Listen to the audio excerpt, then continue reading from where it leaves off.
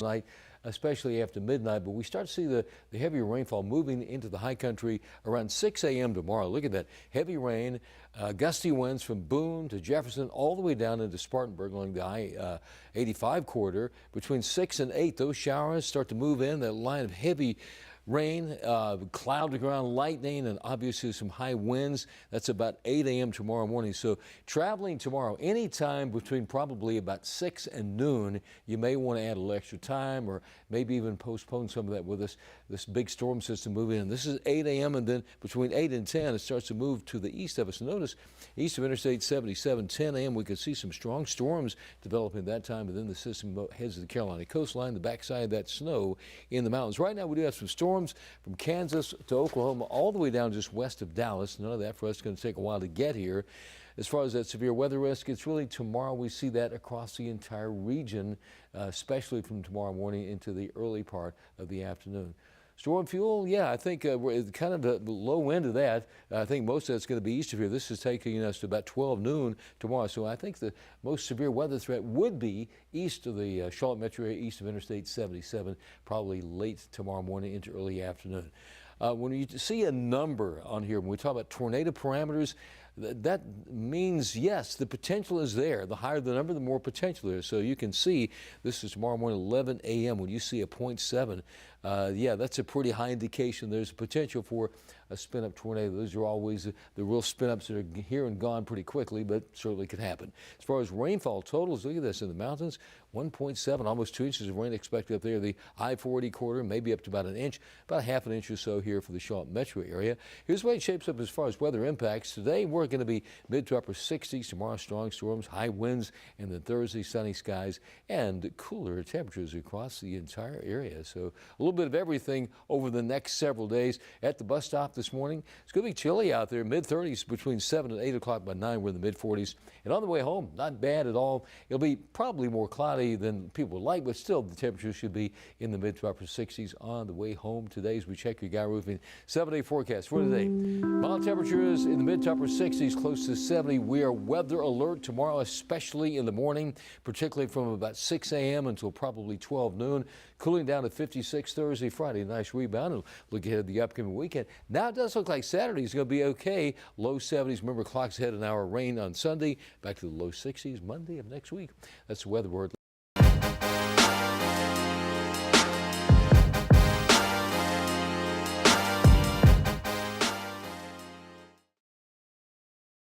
And Charlotte definitely felt the soccer spirit today as Charlotte FC kicked off their home opener at Bank of America Stadium today. It was a very exciting one with the Crown beating Atlanta 2-0. So good for them.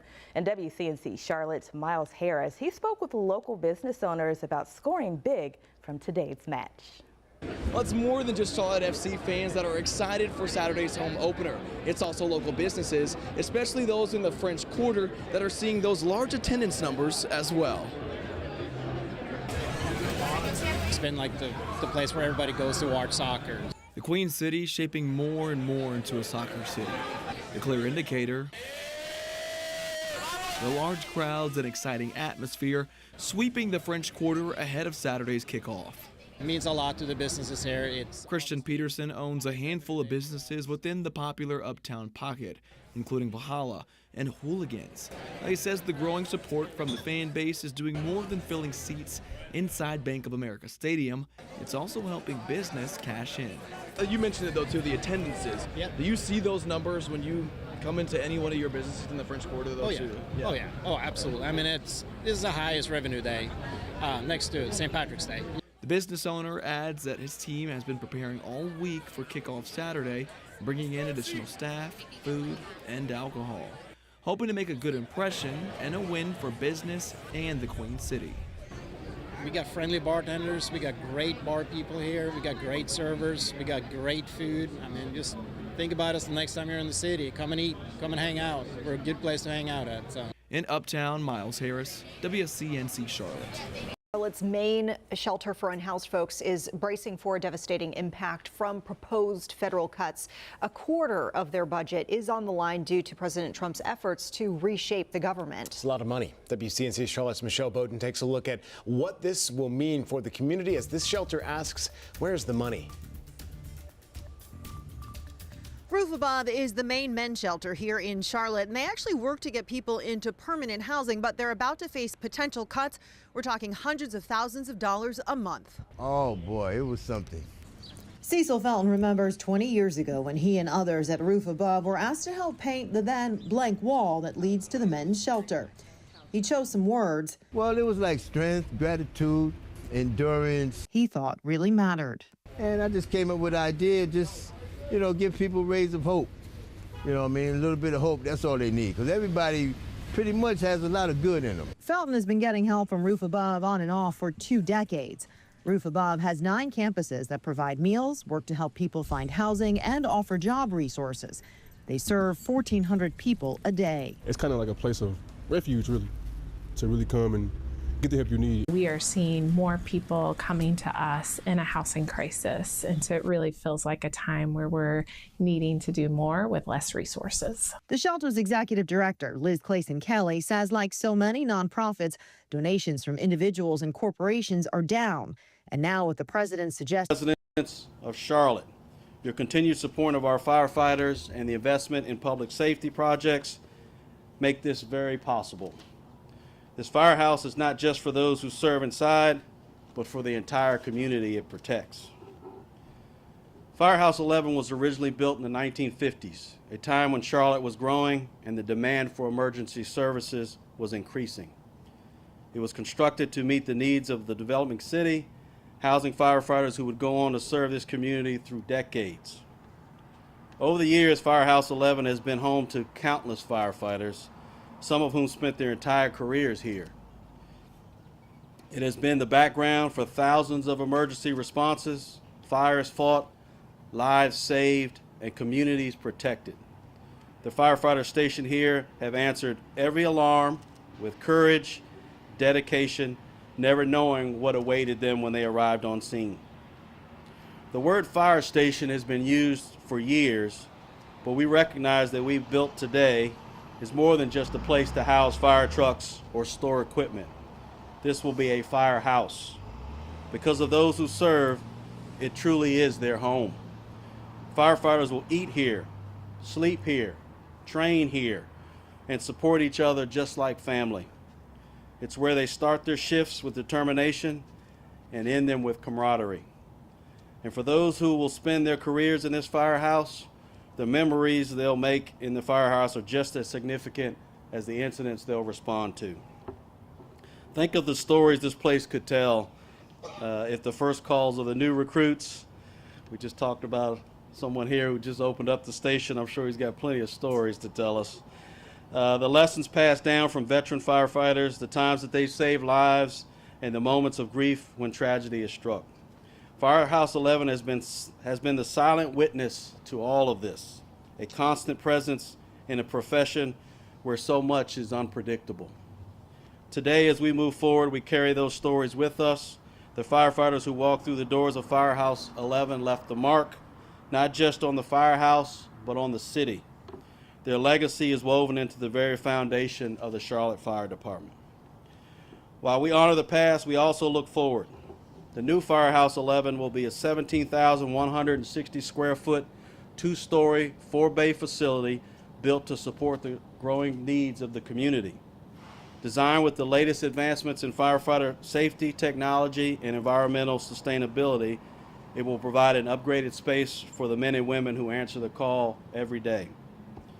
But no matter how modern this firehouse is, no matter the new features or the improved designs, what truly matters is the firefighters who will come here and call this home. Their dedication, their sacrifice, and their unwavering commitment to service, that is what makes this firehouse great. Charlotte Fire is built on tradition, and Firehouse 11 is a prime example of that. The name may stay the same, the address will remain unchanged, but this firehouse represents progress. It represents the department's investment in the firefighters and the city's investment in public safety. It will ensure that our crews can respond faster, work safer, and serve the community with the excellence that has defined Charlotte Fire for generations. To the firefighters past, present, and future, we have called and will call Firehouse 11 home. This place is yours. To the community, this is your firehouse, and we remain committed to serving with the same dedication and excellence as those who came before us.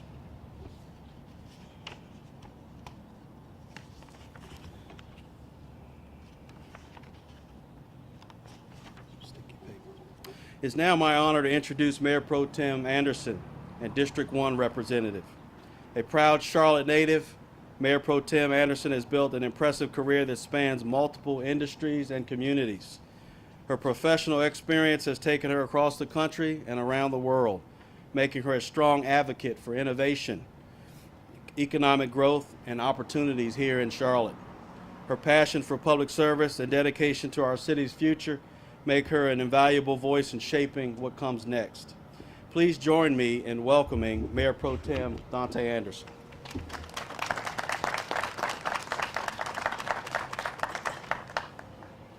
Good morning, everyone. It is my absolute honor to stand before you today for the groundbreaking of this highly much anticipated Firehouse 11. It's a project that will not only enhance public safety in our community, but also serve as a testament to our commitment to sustainable growth and development throughout the city of Charlotte. And we just happen to be standing here in District 1. So it's my absolute pleasure on behalf of the mayor and my fellow council members, and I see Council Member Mayfield in the back. I'm not sure if any other council members are here, but on behalf of the entire Charlotte City Council, we're very excited and thrilled to be a part of this process and to support public safety within the city of Charlotte. I learned about you, sir, standing here just a minute ago, and to have someone who originally served in the original firehouse from the 50s, some 70 years ago, really manifests the city's commitment to public safety and ensuring that throughout all neighborhoods, we are just a few minutes away. And you all know that the firehouse, our firefighters are the first responders. We have the first responders, but they are the first. They're always on the scene first. They show up night and day. And so to be able to honor the history that was here back in the 50s, to begin to build an incredible state-of-the-art facility, as the chief just mentioned to you, the square footage, the advancement in technology and environmental sustainability will not only be a testament to the modern equipment that helps the firefighters in their advancement, but to do so efficiently. And it would also ensure that the facility is better equipped to serve the entire surrounding community. You all may know that the Graham corridor is growing, with Camp North End just across the street and new apartment buildings coming up. It really is going to be a center for livelihood, for excitement, where people not only live, they work, but they also are able to play right here across the street. And the firehouse will be a part of that community, a part of that energy, a part of that excitement. I want to share a couple things with you about this particular project. Firehouse 11 will include numerous green features, including solar arrays of 79 photovoltaic panels that will use sunlight to create 49 megawatts of clean energy every year. The new firehouse will also pursue the leadership in energy and environmental design, and we call that LEED for short, as a certification to really ensure that they are meeting all levels of sustainability and green initiatives. This means that this building will not only function, but also environmentally be responsible, ensuring the future generations can benefit from a greener, more sustainable infrastructure. The other aspect of this building, which is really interesting, is the fire poles will have quick access to the second story, to the apparatus bays, and have gender-inclusive restrooms, showers, and locker areas.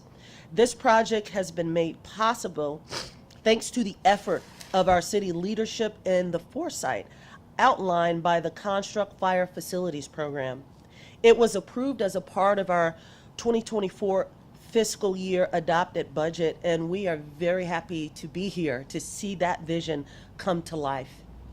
In closing, I want to extend my deepest gratitudes to everyone who contributed to making this day possible, from the city planners to the architects, and of course the firefighters who call on this new facility to be home. Thank you for all being here today, for witnessing this important milestone, and to look forward to the day when we can officially open the doors of Firehouse 11 and continue to protect and serve our community for years to come.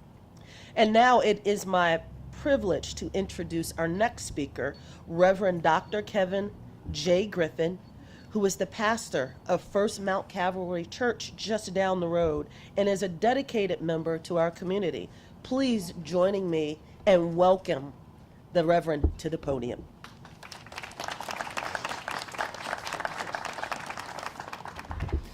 Good morning, everyone. It is both a privilege and an honor to stand before you today on this significant occasion, the groundbreaking of a new community firehouse. This moment represents much more than just a new building. It's a symbol of unity, strength, and the spirit of service that defines this community. A community that First Mount Calvary has been a part of since February of 1980. As pastor of First Mount Calvary, which is located just a stone's throw down the street at 209 West 28th Street, I can't help but reflect on the importance of what today means, not only for the future of our firehouse, but for the continued safety, well-being, and spirit of connection in our neighborhood. A firehouse, it's not just a building, it's a place where heroes train and serve, where the community's safety is its top priority. It's a place where organizations like First Mount Calvary and our Reach Community Development Center are grateful for all the men and women who dedicate their lives to this noble work. Over the last 45 years, this firehouse and its firefighters have assisted First Mount Calvary in numerous ways. They've responded to every alarm, unaware of what danger they might meet. They've responded to medical emergencies that have literally saved lives of community members, and they have partnered with us in community outreach efforts by showing up at events and engaging with young and old. I would like to offer a few words of blessing in my closing. May this firehouse stand as a beacon of hope, safety, and protection for all of us. May it be a place where those who serve find strength and courage to face the challenges ahead. I pray that this fine station, along with the broader community, continues to support one another as we work together to make our neighborhood healthy, safe, and prosperous. To all of our local government representatives, community leadership, the workers, volunteers who have already put so much into this project, we thank you for your dedication. As this firehouse rises from the ground, may we rise together in a community of love and support. I now turn it back over to Chief Johnson.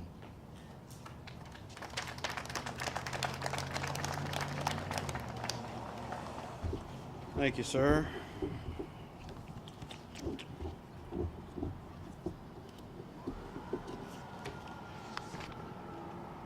It's an emergency down the street, in case you didn't know. So everybody grab their phones. Thank you again to everyone who made this day possible. Firehouse 11 has stood as a symbol of service, dedication, and community for decades. and today marks the beginning of a new chapter in that legacy. While the building itself is changing, the mission remains the same: to serve and protect the people of Charlotte. Let's turn the soil, let's build the future, and let's honor the legacy of Firehouse 11. Thank you for being here.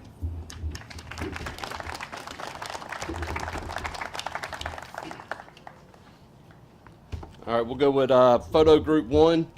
They'll join Chief Johnson behind the pile, Mayor Pro Tem Dante Anderson, Reverend Griffin, Chief Winkles, Chief Scares, Chief Matthews, Chief Horn, Corey Shackford, Mary Harrington, and Kathleen Shesky.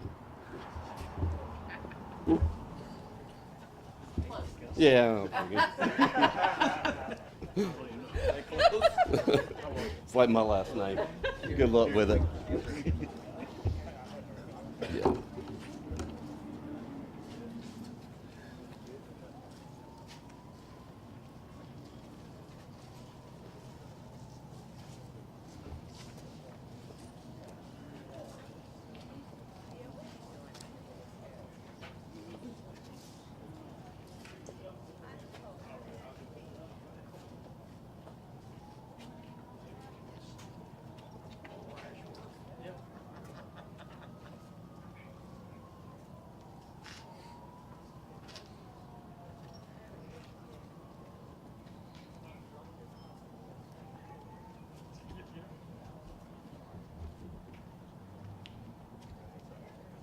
Here you go.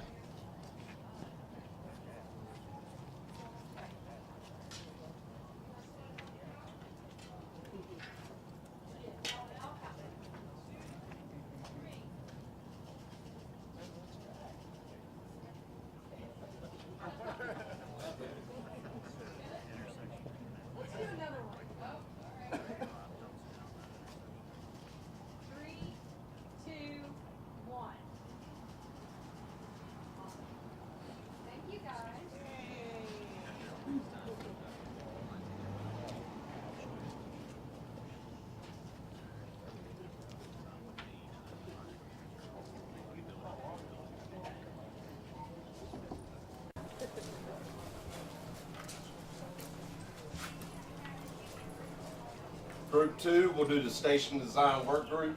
Anybody's here from that group? Blake. Just you, Blake. Yeah, one of the design work group. You got anybody else from here from the planning division, Charlie? Okay, let's get that part in.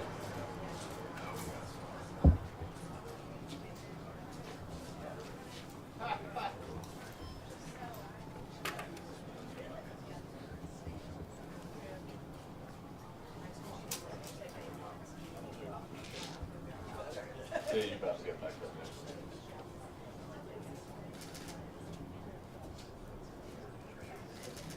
Looking at the green bump, no other color. Just sits. Yeah, thank you.